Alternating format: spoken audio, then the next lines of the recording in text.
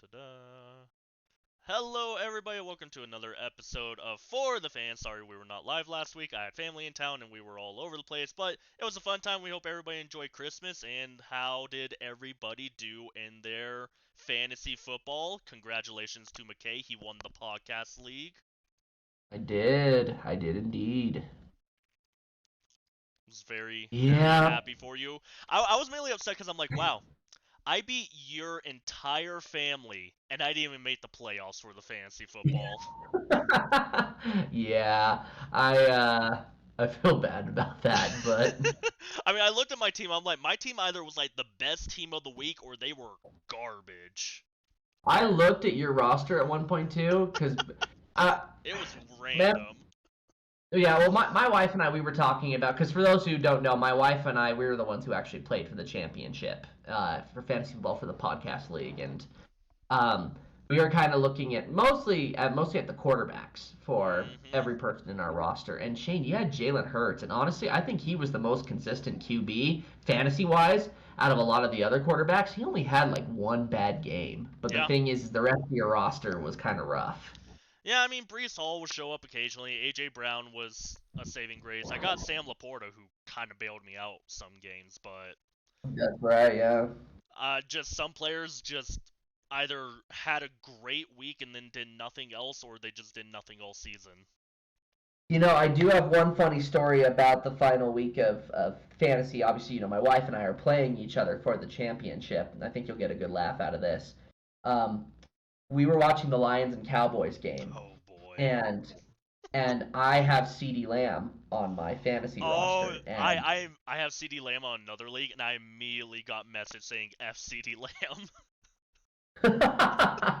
so you know where this is going because we Yep. were watching the game and I saw Dak Prescott, who looked like he was going to get sacked.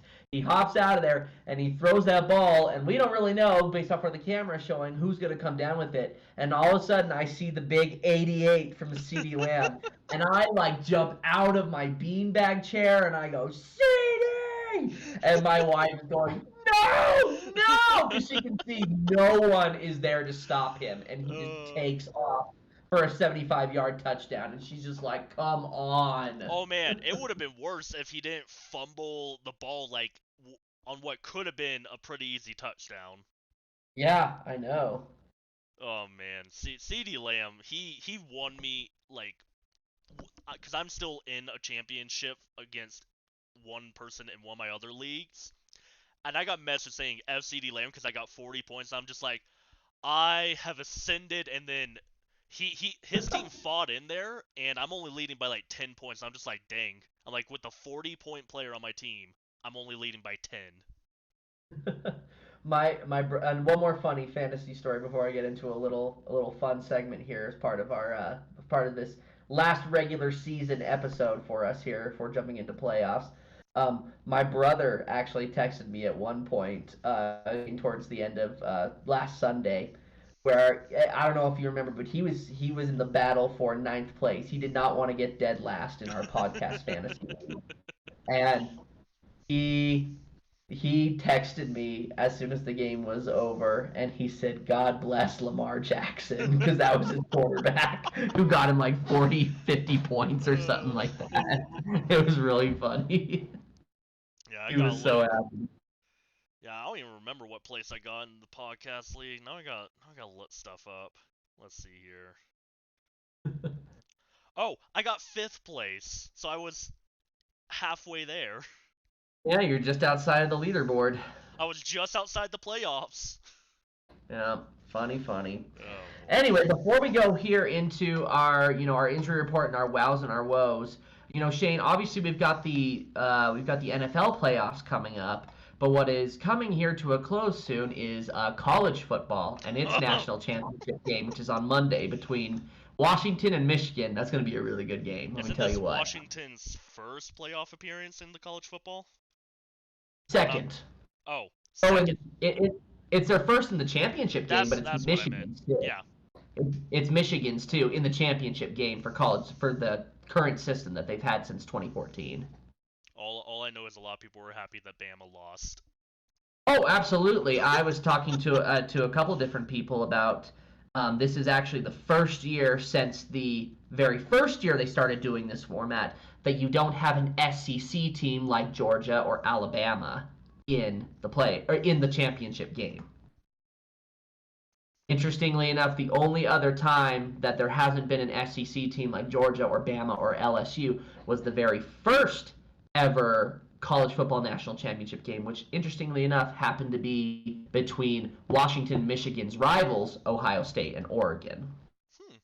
A little bit of interesting trivia there for you. But coinciding with college football, to honor the fact that we've got the college football national championship coming up and some potential players who may be making appearances in the draft in April, Shane, I've got a fun little set of trivia questions for you. Oh no. I have horrible brain power right now, so this is gonna be very awkward and embarrassing for me. Well, we'll see how you do, because for one, I'm going to tell you this. It has to do with quarterbacks in the NFL. Oh, but that might be slightly better if I can name even half of them right now. If I can give you those quarterbacks in the NFL, would you be able to tell me what college they went to? Oh, heavens, no. Well, let's find out. I'm like, I can name maybe like 3 of where their college was. Okay, well, let's go with some of the ones that like you might have a better shot with. I don't know. Let's start with this one. Where did both Deshaun Watson and Trevor Lawrence go? College. I knew Deshaun Watson. I didn't even need the Trevor Lawrence one. I knew Deshaun Watson. Perfect. Okay, a little bit of a harder one. Where did Aaron Rodgers and Jared Goff both go to college? Same college. Good heaven. I remember Rodgers talking about his... What? It's not Michigan, is it? It's not. It's California. That's right. Yep. Because I always remember that everyone talks about Rodgers going to California and playing for the 49ers to go back home. That's right. Okay, how about... Okay, this one's a little bit of an easier one. Where did Tua Tagovailoa, Bryce Young, and Mac Jones? Yep, that's pretty easy. I know Tua's Bama. Yep. Where did C.J. Stroud and Justin Fields go to college? Ohio State! OHIO. Which I always joke about because I'm always like, you know, Ohio State has never produced an NFL caliber quarterback, but honestly, I feel like Fields and Stroud are the best caliber quarterbacks to come out of Ohio State, and I still stand by that. Yeah, no, they're definitely looking better. They're looking better than a lot of others that have come out of there. All right. Here's a fun one. Where did Jordan Love go to college? Goodness, I have no idea. Go a couple hours north of where you live. What, was he in Utah? He went to Utah State. Really? Yep. I would have never guessed that. Never in a million years would I have guessed Utah State. Funny. The reason I came up with this, believe it or not, actually, is because I saw something on TikTok where there was this guy going up to people at a Dallas Cowboys game. Now, granted, this makes sense why he did this because, you know, you have a lot of people who go to Dallas Cowboys games that are total bandwagoners and they actually don't know anything about the team. Am I right? I will not. I can't deny that because I feel like Cowboys had a lot of bandwagoners, Patriots had a lot of bandwagoners, and Chiefs currently have them. Anyway, he was going up to people and he was asking me, he's like, "Are you a diehard or a bandwagon?" And someone would go, "Oh, diehard for sure." And he's like, "Okay, cool. Where did Dak Prescott go to college?" And some people just straight up walk away from the camera and the microphone because they knew he had him. To be fair, I will literally look at that and I'm like, listen, I'm a diehard for my team, but I could not tell you where 90% of those players went to college. Oh, I would agree with that too. But I think the quarterback is kind of a given. You know what I mean? I mean, I can only tell you Trevor Lawrence's college. I can't tell you any other quarterback for the Jaguars college. Yeah, well, you got the current one. I got the current one. I know ETN is Clemson as well. Yep. Yeah, Gardner Minshew was technically East Carolina, and then he was Washington State. Actually, that's where he finished. I just remember Washington for Minshew. Yeah, Nick Foles went to Arizona. Yeah, that one I know off the top of my head. Foles was never really a Jaguars quarterback. That's true. I'm like, he played for maybe like 3 games. Yeah, first that's true. That's a good point. Okay, I'm gonna give you one last question, and then we'll move on. Alrighty. Where did Jalen Hurts, Baker Mayfield, and Kyler Murray all go to college? Jalen Hurts technically went to Alabama. And not he went to one other college before he declared for the He draft. did. And it's the same one that Kyler Murray and Baker Mayfield went to. Oh my gosh, I know this. This is killing me. Why can't I remember? Boomer. Oh, I got nothing. Oh, that wasn't a good enough hint for you. Boomer No. Sooner, Oh, good. Oklahoma. Yeah. I was like, it was slightly north, but it wasn't too far from Bama. Yep, a little bit over to the other side. But yeah, there you have it. Hey, you did pretty good. I did better than I thought it would, honestly. Anyway, moving on here. Really quick injury reports that we need to go through here. I don't want to take up too much time, Shane, because normally with the injury report, we usually go over key players that are usually used on fantasy rosters, and the majority of fantasy football championships are over. There's very few So, still happening for Week 18, and honestly, most of those are just the standard PPR leagues, and most people are mhm. screwed Week 18 either way because so many teams that clinch playoffs are resting their starters. Which is exactly one thing that you and I were talking about before we came on here. You have the 49ers, you have the Ravens, you have the Rams, just to name three that are resting their starters. Technically, the Jets are going to do it too with Zach Wilson, even though that's, a little bit of a controversy there. But that's Although technically another thing, too. the Rams are playing Puka Nakua, but for a very different reason, is because he is very close to breaking the all-time rookie wide receiver yards record. And I think he could do it considering he's only got 29 yards and 4 carries to do it, and Cooper Kupp is not going to be playing in the finale. Oh yeah, I mean Cooper Kupp hasn't even been that great this year. But he won't be taking carries from Puka in this case. Another person who will not be playing any more games, though, will be Bradley Chubb for the Miami Dolphins. They confirmed that he suffered a torn ACL and will be out for the remainder of the regular season and postseason. Shane, that's a tough one for the Dolphins defense because obviously they got mowed. We're going to talk about this pick, obviously, but they got mowed over by the Ravens in this Week 17 game. Yes, and now they could potentially face some rather scary matchups depending on how things shake out going into the playoffs. Whether that is, say, for example, a team like the Buffalo Bills, depending on where they seeded, Indianapolis, or Houston being on the rise, or they get even farther than that. I know they haven't been amazing in the regular season, but we've seen what Patrick Mahomes can do in the postseason. And also, the Baltimore Ravens' biggest fear, I think, is that they have to go against the Cleveland Browns. Oh, absolutely. That I And think the is Browns, the Browns are going to be the ones to stop the Ravens. I feel like, I think they're the only team in the AFC that can stop the Ravens. which is sad because that would most likely mean that unless my team gets in through a wild card, I think my team might be getting knocked out by the Browns, which is kind of sad. Yeah, that's going to be a tough matchup. But then again, everyone said that the Chargers were going to mow over the Jaguars, and look what happened last year. I'm glad that I'm not the one that brings that up 90% of the time. I hope my cousins aren't going to listen. They're probably going to text me like, screw you, dude. Stop talking about that game. Oh man, my mom was in town and she was even the same way. I'm like, yeah, the Chargers kind of bad. She's like, they're not that bad. I'm like, Mom, they're 5-11. I'm like, I love you. And I'm like, it's not even like the their Chargers spirits are were bad. broken. They were broken after that playoff game last year. I mean, Brandon Staley, I think, broke them. Yeah, that did not help either. Brandon Staley broke them. Mike Williams got injured. Justin Herbert got injured, and then they just lost like all their key pieces, and then everything fell apart. Yeah, well, and I think that's the situation for the Chargers. Now, granted, the Browns are different, and that's the thing. You have to consider their situation with both sides of the ball. Now, granted, there have been some injuries on the defensive side, but it still feels like that Browns defense is as strong as ever.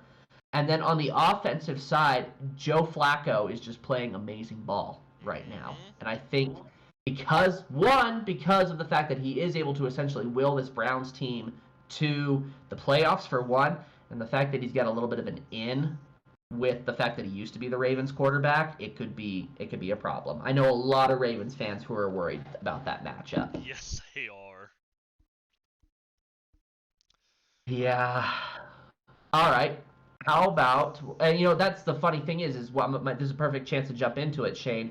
As Hmm. far as our wows and our woes, you've got the first game here, which is the Browns themselves versus the New York Jets. Let's talk about that one a little bit. Yeah, so I mainly wanted to bring this up because I wanted to talk about Joe Flacco and the Browns. Like, the Browns were off to a really rough start, but I think they've been almost winless this entire month.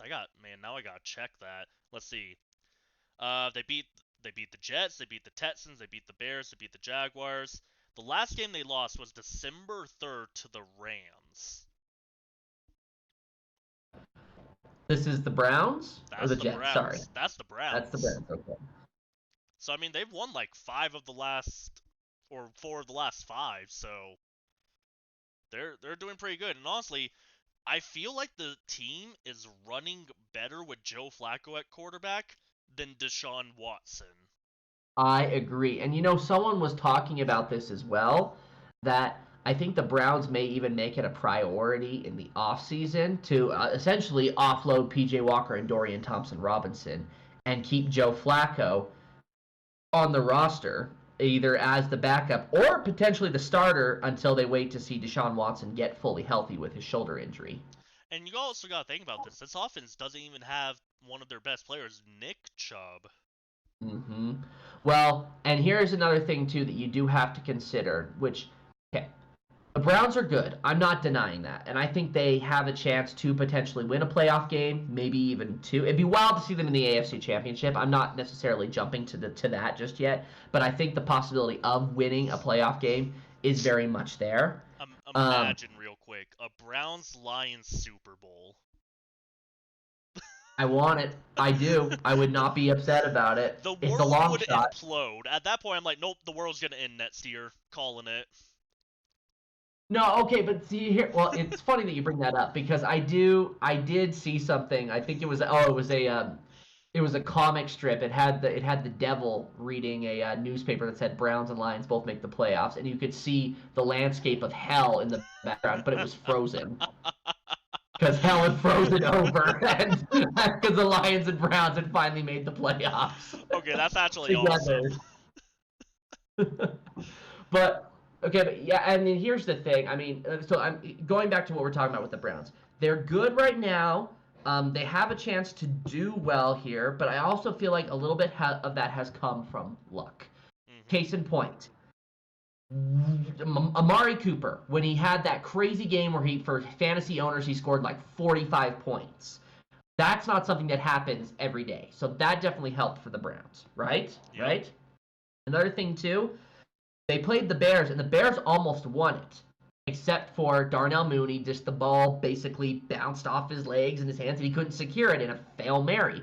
The Browns would have lost if he had caught that, and it was catchable. So I'm just saying there has been a little bit of that. The Browns, I think, obviously actually do have an opportunity to be a contending team potentially next year if they are able to shore up the defense the way that it has been playing this year. And yes, we talked about Nick Chubb and Deshaun Watson returning. There's going to be some things that are different there. I think Deshaun Watson has lost his form, whether it be the injuries and the fact that he was out for several games, obviously, for obvious reasons. Yep.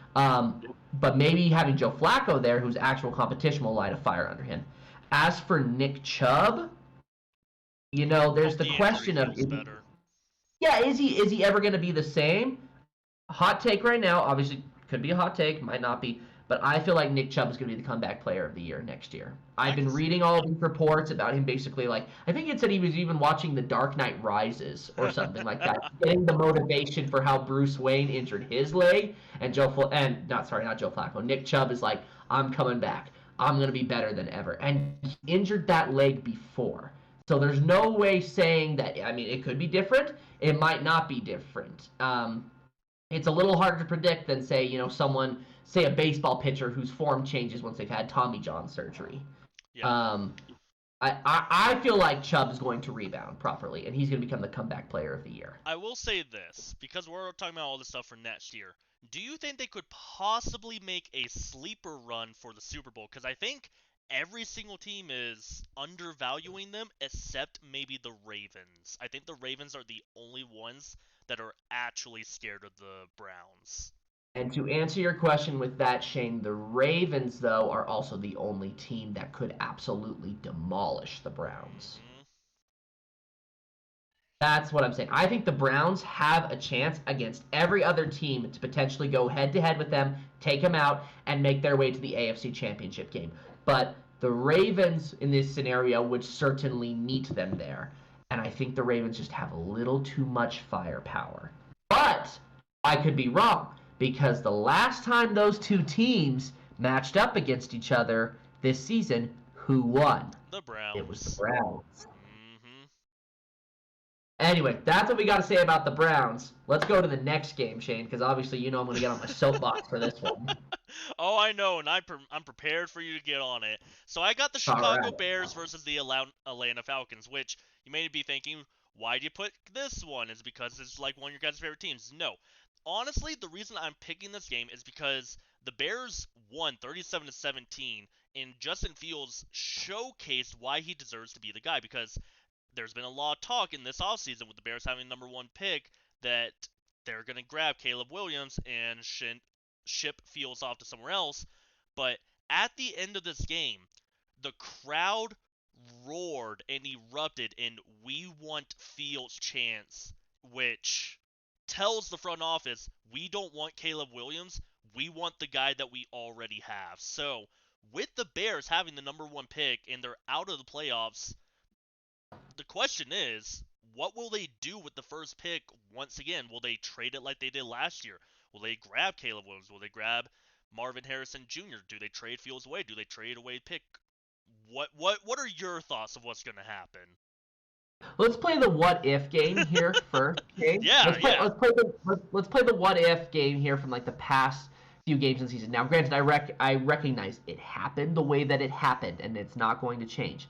But let's say, for example, certain things went different. Let's say that the Bears did not blow that lead to the Broncos. Hmm. Let's say that that Darnell Mooney did come down with that catch in the matchup against the Browns. I believe they blew a close lead against the Vikings in one game too, their first matchup with the Vikings. Same thing happened in a game against the Lions. If those games had gone the opposite way, the Bears would be in the playoffs right now. Yes, they It would. just didn't fall the way that it wanted it to. And granted, I recognize that things had to change as part of this season. The defense had to get better, which the defense getting better is probably the biggest reason that Matt Eberflus is going to keep his job for one more year. Also, That getting might be a good Montez thing. Sweat, I think, saved you guys a lot. Yes, getting the Montez Sweat trade was a big one too. And Jalen Johnson, they better re-sign him because the dude made the Pro Bowl and he's good. They need to extend him. It's just there's no question about it.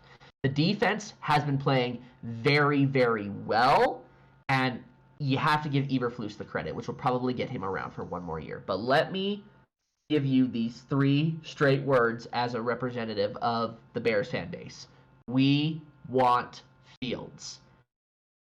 Majority of Chicago Bears fans do not want Caleb Williams I as the agree with quarterback. that. There's too many what ifs. And as someone who followed Caleb Williams' career in college, I always have a big old uh-oh sort of red flag about quarterbacks who come from USC, who come from Lincoln Riley's system. I get that Lincoln Riley brought out Baker Mayfield and Kyler Murray, but those guys aren't elite. No, So they're I okay. so and Caleb Williams, the USC was predicted to be a potential they were predicted at the beginning of the season to be in the college national championship. That's the game that's happening on Monday. Yeah. They finished with the 7-5 record. Williams could hardly get a win against teams in the Pac-12. Rest in peace, Pac-12. But anyway, but you see where I'm going with this here. He's not trustworthy in that regard. I get that scouts are going to need to do their due diligence on that, and they're going to want to say that, oh, maybe we do need to get him. Maybe he really is that good. But you have to listen to what the fan base is saying, and they want Justin Fields. Justin Fields played excellent against the Falcons, and for good reason, too. You have to remember that Justin Fields is from Georgia. He is from the Atlanta area. Of course, this was an opportunity where he had a little bit of an extra motivation behind him. But he played a very good game. And a lot of the rest of the Chicago Bears offense and defense did too. Wasn't perfect, but it was still pretty good. What will they do with the first pick? I think if the management is smart, if they recognize what the fans want and what the potential is, they take Marvin Harrison Jr. from Ohio State. They get another weapon to go with DJ Moore that will make Justin Fields have that opportunity, and then they shore up the O-line to give him a better shot. Biggest thing comes at center. You give him a center that can handle blocking better so that Fields doesn't have to get out of the collapsed pocket, and you give him a chance to be better in that area. That's all I'll say as far as the Bears and what their future looks like. I think Fields, though, may have potentially cemented his case of being QB1 next year and hopefully not having Caleb Williams signed. Yeah, and the only way that I see them honestly trading away pick 1 is that you're looking at a top 3 pick, which is essentially the Patriots might be like Irons, like, hey, we really want Caleb Williams. We'll swap picks and we'll give you something else. I can see the Bears dropping back to potentially to either 2 or 3 and still getting Harrison. If somehow the Bears did decide they were going to get Caleb Williams, they better get a good haul of picks for Justin Fields from a team that needs a quarterback. Whether that is, I mean, case in point, the Atlanta Falcons, who they just played, or okay, probably not the Vikings, and I think the Vikings will hopefully hang on to Kirk Cousins. My thing is, the Falcons also pick very late, so I'm looking at the Cardinals and the Patriots, who are picking at 2 and 3. They're both going to be gunning for a quarterback, and right now the Cardinals are sitting at number 4. You have to pick before them, because if Harrison's on the board when the Cardinals are up, and you guys haven't grabbed Harrison, Harrison's gone. Oh, he's gone. Yeah, he's gone. Absolutely. Yeah, no, I completely agree. Okay.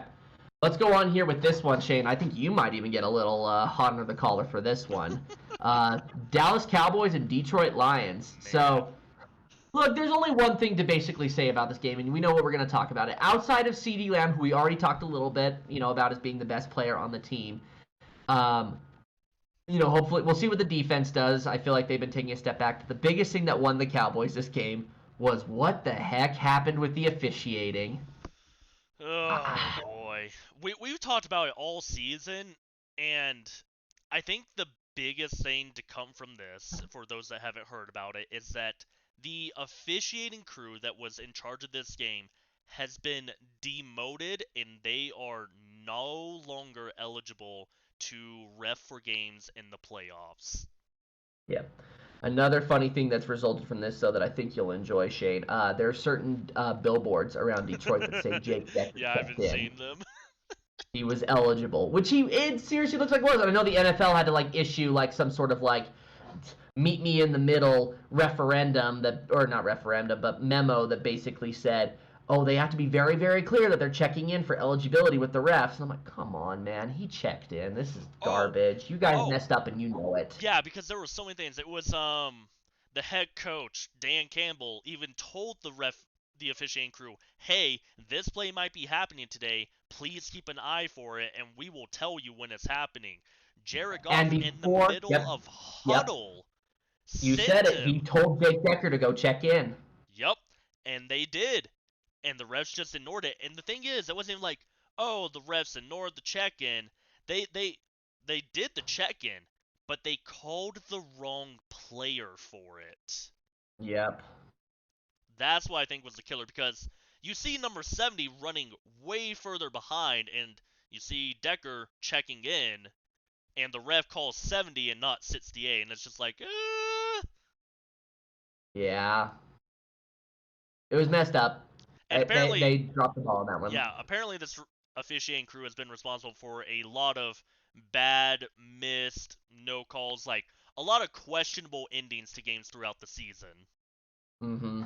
So I think their punishment is deserved. And a lot of people are saying this is why the NFL should have a full-time officiating crew, and none of them should be part-time. Look at the NBA. Look at all the other sports leagues. They all have it. Why does the NFL, who is beating out views from all these other sports franchises, don't have a full-time officiating crew? Yeah. Uh, Lot of question marks that happened. yeah, I agree. How about the Ravens and the Dolphins? That's my other pick. The Ravens won that game 56-19. And obviously, the Dolphins have a little bit of concern there with Tua's injury to his shoulder. Other key injuries like Bradley Chubb, who we mentioned. What was that? Sorry. Tyreek is hurt. Yep, that's true. And his house caught on fire today. Yeah, his house burned to the ground today, too. I mean, obviously, him and his family were fine. They weren't there, but dang. I mean, all I saw was that his house was on fire, and no one had seen that, and I'm just like, is Tyreek okay? Please let this man be okay. And it showed him outside in a walking boot with his wife and all this other stuff, and I'm like, okay, people are safe, that's good. Yep. But outside of the Dolphins, though, let's take a look at the Ravens here. Did Lamar just cement his case as MVP with that game? We've had this MVP talk where it jumps from one quarterback to the next quarterback to another quarterback. I don't think any quarterback has been good enough to be considered the MVP. But because they will give the MVP to a quarterback, I think it's going to be Lamar. I would much rather prefer it to be Christian McCaffrey or even Tyreek Hill. That's why I say CMC. I mean, honestly, we said it many times before, and I'll say it again.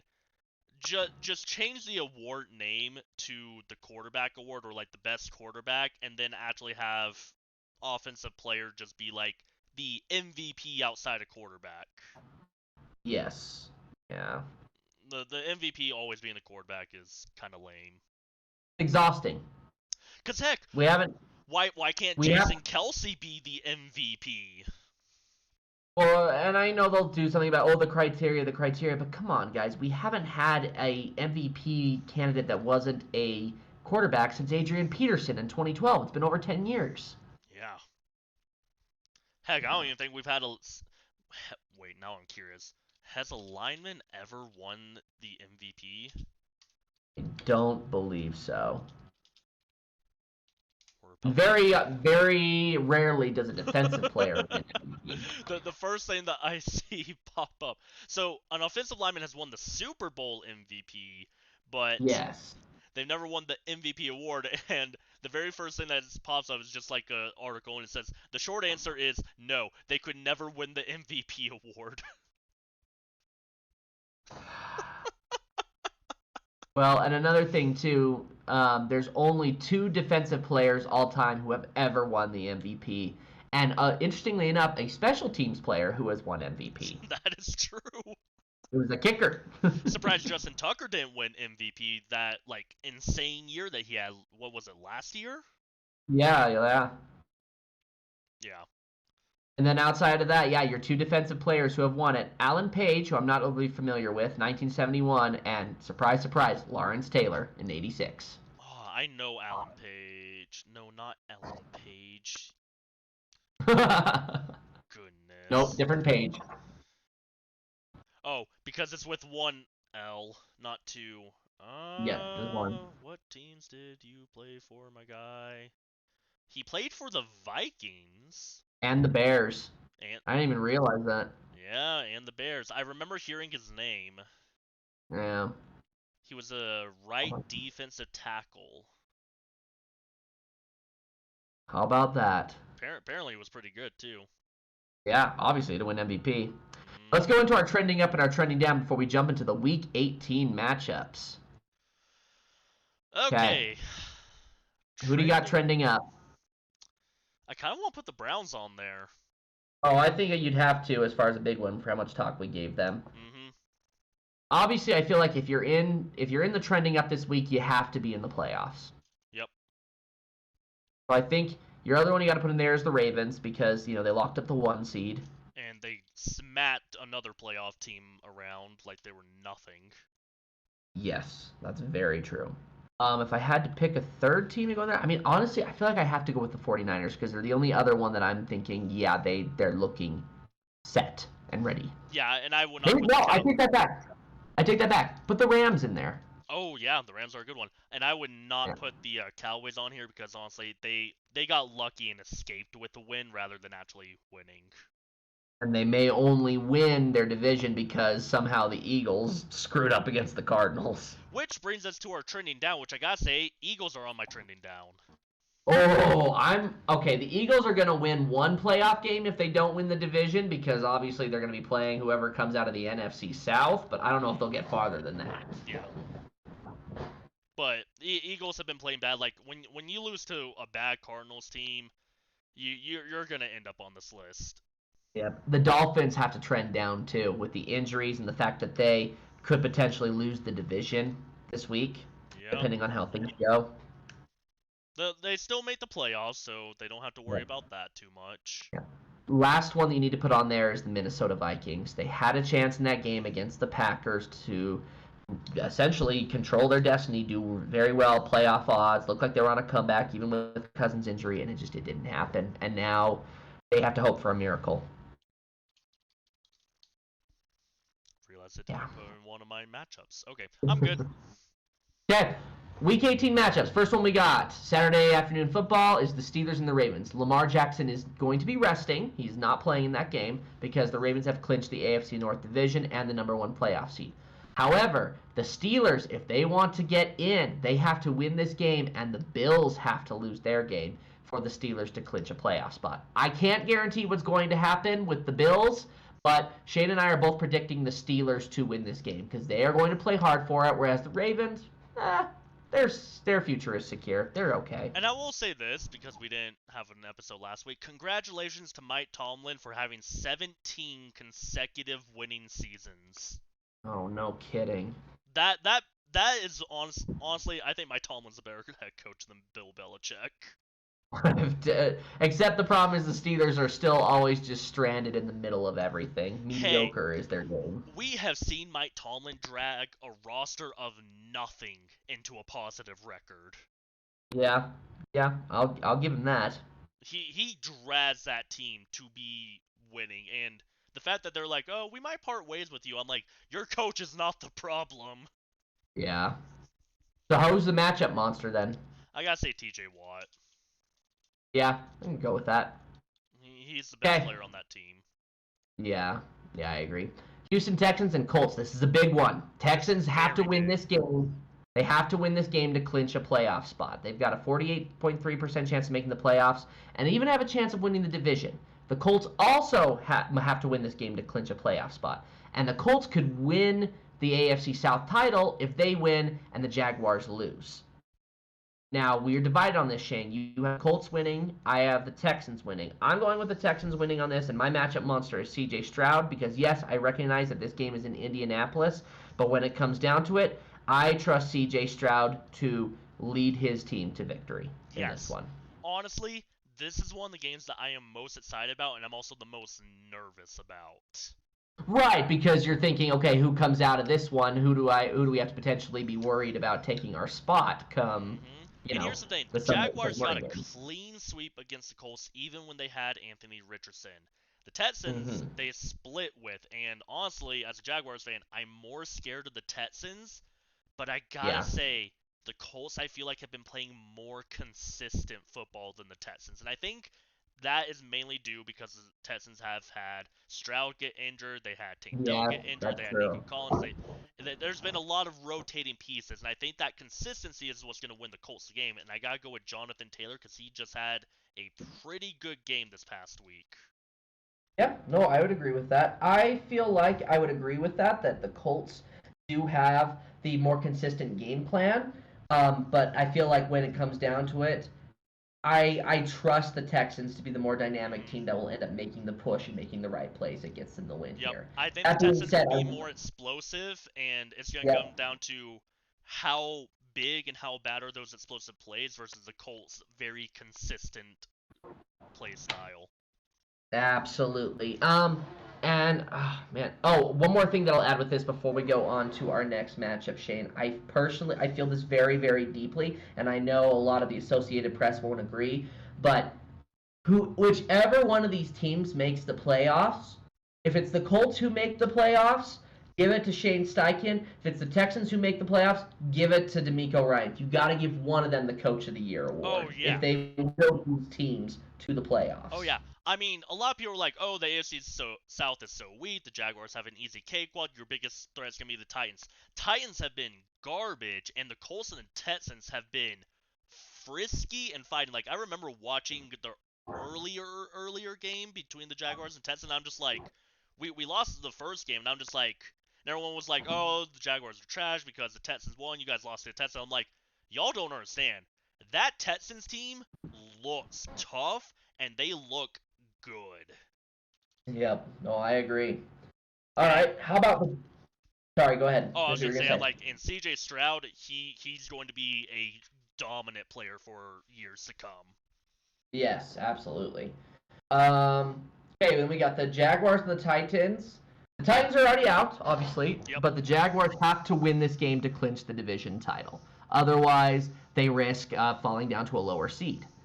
And potentially, not even their playoff appearance is fully secure. Nope. But with that being said, we both did pick the Jaguars to win this game. Matchup monster, I'm gonna go with Travis Etienne. I gotta agree with you with ETN. Honestly, for the past month, it seems like the Jaguars haven't run the ball at all, and when they play the Panthers, they actually decide to run the ball, and it worked well where they shut them out. And I think you gotta keep churning that ball through ETN. Yes. All right, Vikings and Lions. The Lions, they might even be resting players because they've clinched a playoff spot and the NFC North title. I don't really see their position shifting at all up to the 2 seed against whoever comes out of the NFC East, and they're obviously not going down to the 4 seed where the NFC South winner is going to be. So they're projected to win, but the Vikings, this is a fun one. The Vikings have to win, the Packers have to lose, the Seahawks have to lose, the Buccaneers have to lose, and the Saints have to lose for the Vikings to clinch a playoff spot. 3% chance of making the playoffs. And look, they're not even going to win per our predictions. Lions win this game. Matchup monster, Sam Laporta, if he's playing. Yeah, I think he's on the on the injury report right now, but who knows at this point. Yeah. Okay. Falcons and Saints. Now, Falcons have to win this game. The Buccaneers have to lose. And if that does happen, the Falcons could actually win the division. There's varied odds. If the Saints lose, if the Buccaneers lose, if the Vikings lose, if the Bears lose, if the Seahawks lose, somehow the Falcons could clinch a playoff spot. Saints, on the other end, it's kind of the same thing, too. They got to win. Buccaneers got to lose, and the Saints win the division title. And then there's varied odds for them to just somehow get a playoff spot beyond that. But with that being said, Shane, we have different opinions on this. Go with yours first. So I got the Falcons winning, and honestly, I think it's gonna be just pure insane luck. Because this game I looked at and I'm like, both of these teams I feel like are really, really bad, and I think it would just be the Falcons getting lucky. Now I will say, if the Saints are able to pull off most of their stuff, which by that I mean the dump passes off to Alvin Kamara, I think the Saints will easily win this. But I'm just going with the coin flip here, and I'm going with the Falcons.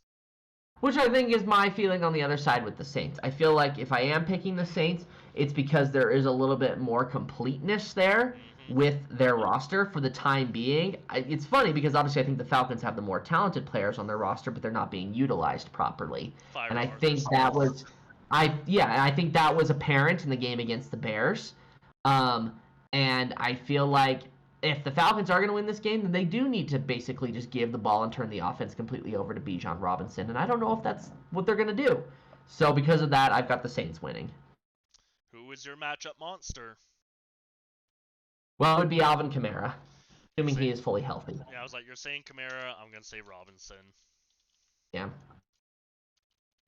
Jets and Patriots, they're both out of the playoffs. This isn't really a big deal. You say the Jets win, I say the Patriots win. I think it's kind of more of a coin flip here. Bailey Zappi might be trying to basically say, hey, I'm the guy, don't pick another quarterback or keep me around, that sort of thing. Whereas the Jets, they've given up and gone home. Zach Wilson's not even going to play. They're just going to stick with Trevor Siemian. I think they're beyond demoralized. Oh, yeah. I mean, this is just going to be a crap game, and I wouldn't be too surprised if the Patriots aren't playing their absolute hardest in order to get a higher draft pick. Yeah. Yep. Matchup monster. Oh, gosh. Oh, God. Sure. Yeah, why not? I'm going to call his name once this entire season. This is it. Ezekiel Elliott. Jeez. I'm going to say, who cares? I love it. I mean, both teams have completely given up at this point, and I think all Patriots fans are just kind of like, we don't care. We just want to lose to get a good draft pick, and the Jets have already just been like, yeah, Zach Wilson, we're shipping you out the second we can. Yep. You're shipping him up out of Boston. Oh boy. To quote Dropkick Murphys. Okay. Carolina Panthers and Tampa Bay Buccaneers. Panthers are out, obviously. Hey, Panthers, thanks for giving the Bears the #1 overall pick. The Buccaneers worst trade have deal to in win. history for the Panthers. Oh my gosh. Such a finesse move. I love it. Okay. Buccaneers have to win this game to clinch the division title. It's very odds after that if they even want a playoff spot, but literally they win and are in. They get their division title. We are picking them to win this game because the Panthers are awful. Buccaneers win it. Matchup monster, Rachaad White. Yeah, I figure you would say White. I'm gonna say Mike Evans. Okay, yeah, that's also a good pick. Browns and Bengals. Okay, now the Browns have clinched their wild card playoff spot. They might even be resting starters. Bengals are out. We're still picking the Browns to win. I gotta go with Joe Flacco here for the matchup monster because I haven't called his name yet. Feels so weird to say Joe Flacco in 2024. With the Browns, no less, not even the Ravens. Oh man, I love football. All right. Right. Okay, Bears and Packers. Now the Bears are out. But the Packers have to win this game if they want to make it in the playoffs. Now, Shane, we disagree on this. You are picking the Bears to win, whereas I'm saying the Packers are going to win. Shane, I want to throw in a little statistic in there that may potentially change your mind. Within the past, I believe it's 30 years, when the Bears play the Packers in January, especially particularly in Lambeau Field, which is where the game is going to be, the Bears are 2-17, I believe, is the record. Time to make it 3-17. Okay. I'm like, here's my two biggest things. One, Justin Fields is gonna play with the chip on his shoulder because there's so much talk about him getting replaced, and I feel like he wants to go out and prove, hey, I am that guy. Keep me. He wins this game for Chicago. Absolutely. I think all talk about Caleb Williams will be gone. Or just about yeah, gone. And that's the main reason. I'm like, all talk of Caleb Williams will disappear, and also he's already started. And also he's already started. He literally said, like somewhere on record, he said, "Yeah, Packers fans are going to be really loud at Lambeau because there's nothing to do in Green Bay except watch football." Man, I love Justin Fields. The second thing, Bears fans would rejoice and celebrate him like he is the second coming of Jesus if he wins this and plays spoiler to the Packers playoff. Oh, I agree, but all this is a big what if, and my biggest concern is I watched that Packers and Vikings game, and that Packers defense was relentless in the blitz, and that's a big problem for Justin Fields' O-line. The nice thing is, Justin Fields is one of the most mobile quarterbacks and is seeing some of his best games when he is able to run with the ball a little bit. I will be happy if this goes the way that I hope it does, but I'm not getting my hopes up.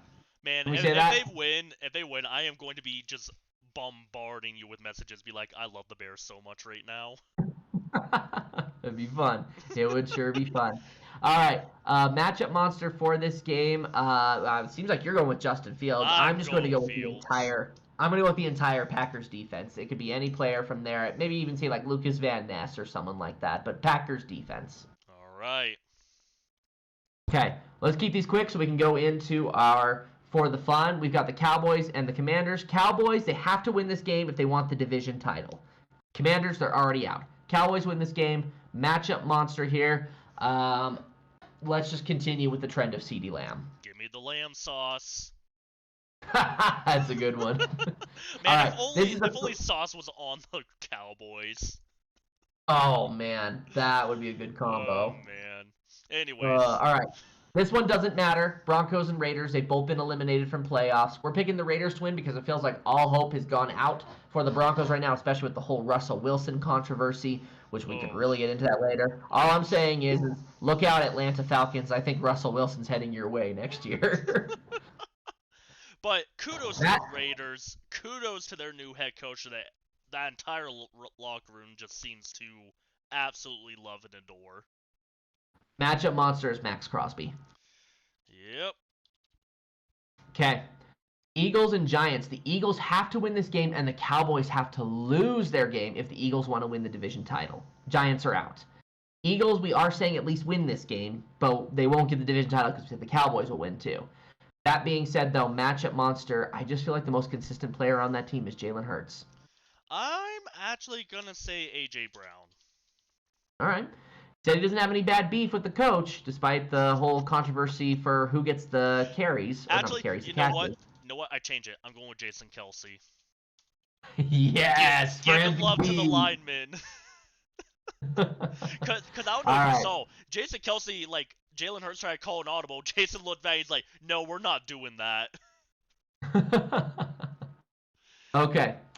Um, Cardinals and Seahawks. Okay, so this one's interesting. So the Cardinals are already out. The Seahawks have to win this game, and the Packers have to lose to clinch a playoff spot. Now, Shane, you're following the pattern of the Packers lose to the Bears, and the Seahawks get that final spot because they're going to win this game. Yep. Whereas I say the Cardinals are also going to play spoiler. I got Kyler Murray as my matchup monster here. I honestly have to do the math as far as who gets in if both the Seahawks and the Packers lose. Man, that'd be something to keep an eye on. Oh boy, I don't even want to think about it. Yeah, Anyways, I'm gonna say Kenneth Walker. I feel like he's been getting the ball a lot lately. yeah. As long as he's fully healthy. Yep. Okay, 3 more games. We've got the Rams and the 49ers. They both made playoff spots, obviously with the 49ers locking up the 1 seed in the division. We disagree on this. You say the Rams win. I say the 49ers win. The reason I say the 49ers win is because pretty much a lot of all their other players have not been downgraded to resting during this game. The only one who has been is Brock Purdy. So I think that's different than, say, the Rams, who are downgrading Matthew Stafford, Kyren Williams, and Cooper Kupp. Yeah, I mean, I think what it's going to come down to is that the 49ers may just like play a lot of those starters for maybe one drive and then pull them out. That's probably more accurate. Rams, I think honestly, they're just hoping to get Puka Nacua the record here. And probably as soon as he does, they'll bench him too. This is going to be an interesting game because I really don't know who's going to be playing. And I think this is another close example of as far as like the Ravens with their fear of playing the Browns. I think if there's any team in the NFC that the 49ers are afraid of playing, it's the Rams. Yeah, let's go to matchup monster. I'm just saying Puka because I feel like he's gonna be the only consistent piece, and he's literally. I picked the gonna come 49ers in. to win. Yep. I picked the 49ers to win, but I'm going to agree with you and just say it's Puka Nacua. Because he's gonna come in, get the record. It's gonna be a celebration for everybody, and then he's gonna go on the bench, and then it's gonna be a boring football game. Pretty much. Speaking of boring football games, we have the Chiefs and the Chargers. The Chiefs have already clinched the title. Chargers are out. Chiefs win this game. Matchup monster. Oh golly, Kadarius Toney. Just kidding. I want to go with Rashee Rice.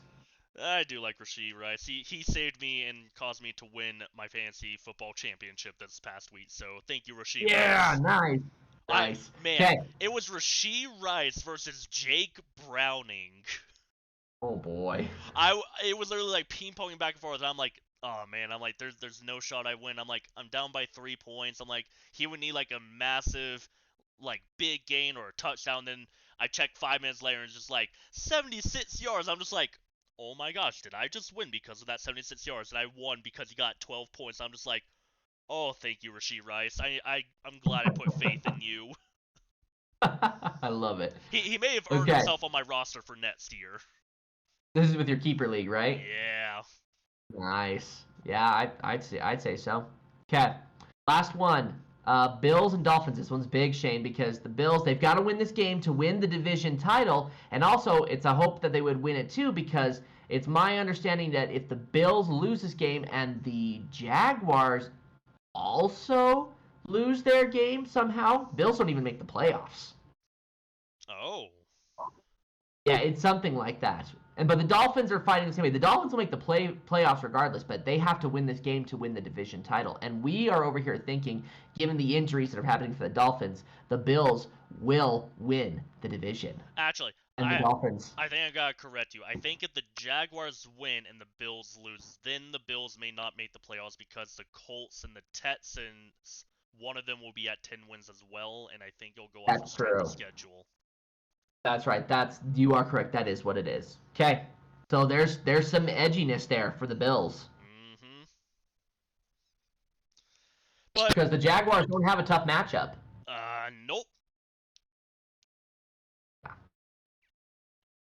All right. But we're both saying the Bills are going to win, so they don't have anything to worry about. They will make the playoffs.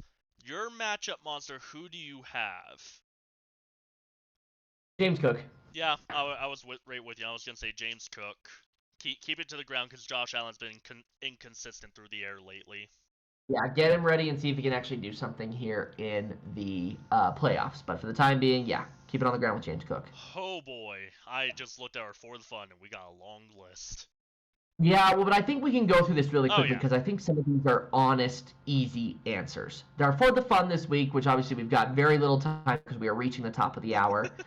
The backups that actually matter. For the fans is going to be discussing which of the many, many backup quarterbacks of this season should be considered talented enough to lead an NFL roster themselves as a starter. Have any proven themselves?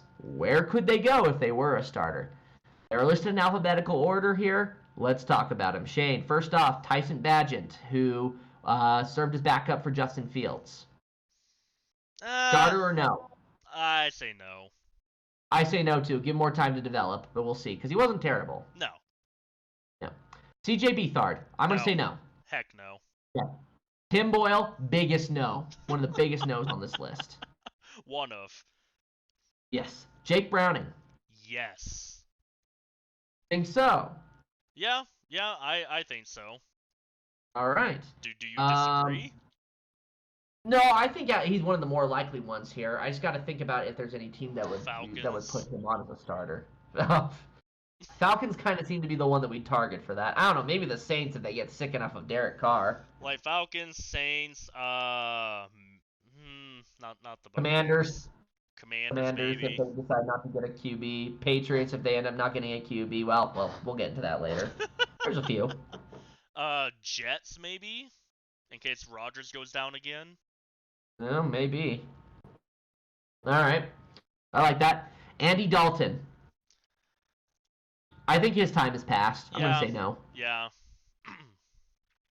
Tommy DeVito, I'm going to say no, but he could prove himself in the future. He could take over Daniel Jones, in my opinion.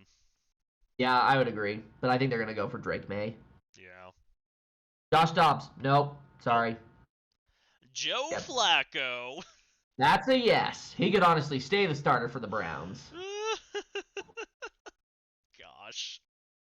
What is Darren Hall, no. Rookie. No. Still needs a lot of time to develop. Did horrible in the start. No way. Taylor Heineke, no. Sorry. I miss you, not Heineke. Not good enough. I miss when you were good.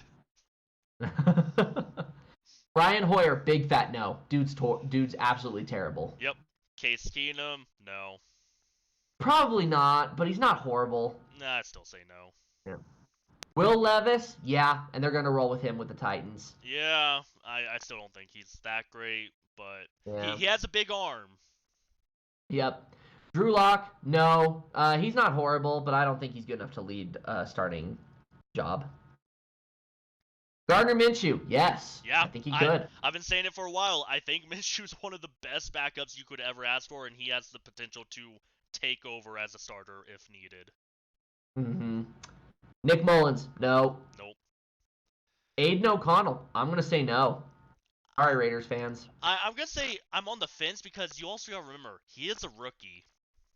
I still feel like he's just not that good. Yes, he has some time to develop, but I don't think he's going to end up ever being truly good enough to lead a starting roster. If he gets into a system like Kyle Shanahan's in San Francisco, I think he would be fine, but yeah. Yeah. Mason Rudolph, no. I think he just does his best work as the Steelers backup. He hasn't been the same since the helmet incident. No, he wasn't even good before the helmet incident. Brett Ripien, did he improve or get worse after it? Oh, he's had some good games. Brett Ripien, no. No. Trevor Siemian, no. Easton Stick, no. Goodness, no. Jared Stidham, no. I'm gonna say no for Stidham. He's just a backup like Jimmy Garoppolo. He's not good. Yeah. Tyrod Taylor, I am actually gonna say yes, but he probably won't get the opportunity. No, I think a lot of people see him as time has passed, and plus he has had the weirdest and worst luck of all time. With injuries, it's true. The whole Yeah. doctor thing in Charger time. Yeah. Oh my gosh. Ugh. All right. Dorian Thompson-Robinson. No, No. but he's a rookie. Give him time to develop. Mitch Trubisky. No. Say it more with your chest. I did. You've been down Clayton. that road before. Oh yeah. Oh yeah. Although he actually had a winning record with the Bears, but He was in the Pro Bowl. That's the thing that still kills me. that was not because of him. That was because of Vic Fangio's offense or defense and the fact that we played the AFC East, which was horrible at that time, except for the Patriots. Yeah, but they still threw him into the Pro Bowl. I know. Because Jared Goff went to go play in the Super Bowl, that's why. Otherwise it wouldn't have happened. Yeah. Clayton Tune, no, but he's a rookie. We'll see. PJ Walker? No way. No. Everybody's Zach favorite. Wilson. Dude, I am on the fence on this one because I feel like if you get him out of New York, he could be good. My thing is, if you get him out of New York, who's gonna take the chance on him? A team that's pretty desperate?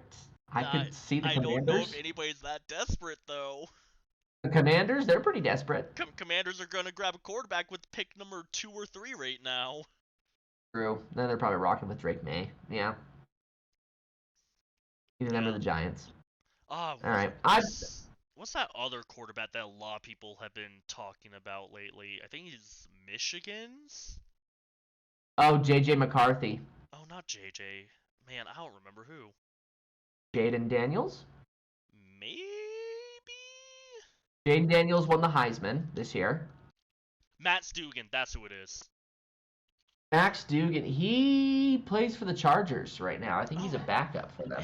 It's not Matt Stugan then. Oh my gosh. Okay, I'm gonna Google this real quick. Yeah, Max Dugan was TCU's quarterback last year when they got destroyed by Georgia in the national championship game. Anyway, while you're looking that up, the last one we need to talk about is Bailey Zappi. I think if Bailey Zappi were to stay with the Patriots, he could be the starter, but I don't think that's going to be the case. But he is the last one on our list. Yeah, Zappi's not gonna be okay. So there's Jaden Daniels, who I've heard some talk about.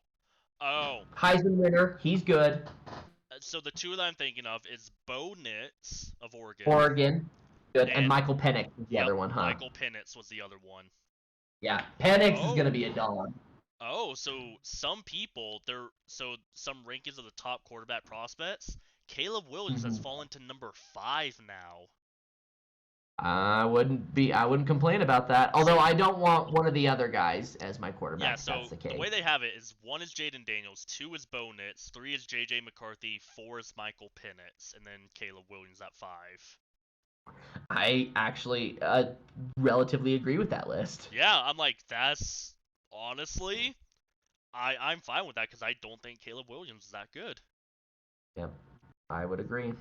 But those are quarterback names that we can throw around next year, especially if we continue having these many injuries. Yeah, I mean, we got 5 backup quarterbacks that could potentially take over somewhere. Yeah, absolutely. All right, and with that, that is the end of our For the Fun and the end of this episode. We've got a lot of interesting matchups that are going to happen here to determine the outcome of the playoffs, and then, Shane, we get to move into one of my favorite times of the year. Postseason! Yeah, it'll be good. But with that, we will see you guys next time. Have a good night, everyone.